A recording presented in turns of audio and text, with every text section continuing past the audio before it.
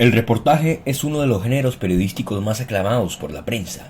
A decir verdad, según los intelectuales de la materia, es el género que reúne todas las facultades que un comunicador social debe tener.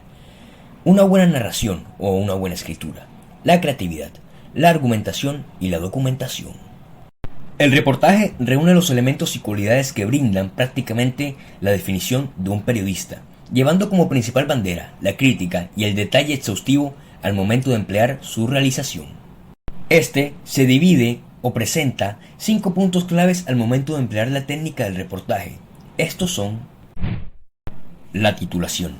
El título debe ser analógico, llamativo, ser una fuente de atracción al consumidor para poder lograr que éste después lea el demás contenido presente en el reportaje.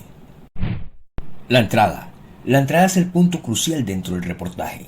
Esta no únicamente logrará o no logrará que el consumidor se quede hasta el final del artículo, también presentará el punto creativo del comunicador social al momento de realizarla.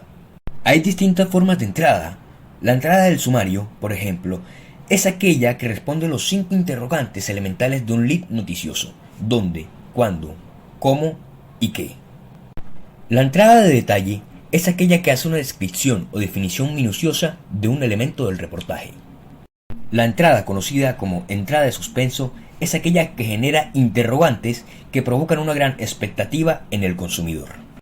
La entrada de golpe, por su parte, es aquella que posee una frase fuerte, capaz de llamar la atención y generar un impacto instantáneo en aquella persona que esté leyendo o escuchando un reportaje. Por último, lo que se conoce como entrada de datos y personajes, como menciona su nombre, es aquella que está cargada de información y opinión de estos elementos presentes dentro del reportaje para así generar la sensación de familiaridad en aquella persona que está consumiendo dicho reportaje.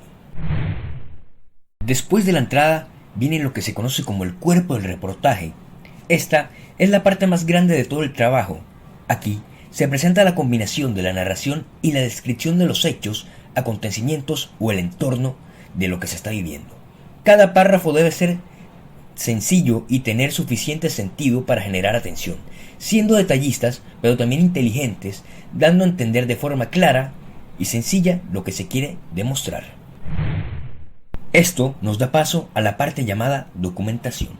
Todo aquello que se mencione, ya sea confirmado o teórico, tiene que tener argumentos bajo un estudio y una exposición de distintos conocimientos, acontecimientos y críticas que reúnan estas situaciones.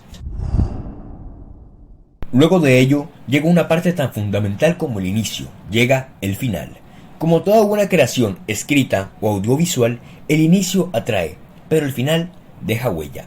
Este final tiene que ser preciso y tener un seguimiento de lo desarrollado durante el reportaje, dándonos la posibilidad de tener un final cerrado, que es aquel que detalla con una confirmación todo lo expuesto, dejando una única e irrefutable alternativa o prueba, o también un final abierto, que tal como lo indica su nombre, es aquel que expone ciertas teorías bajo ciertas documentaciones, dejando el cierre de forma subjetiva, haciendo que el consumidor, a partir de su crítica, tome su propia decisión o creencia. Esto fue el reportaje y el contenido que éste posee. Sin duda alguna, ahora tenemos más claro que el reportaje termina siendo una fuente fundamental dentro del periodismo global. Que estén bien.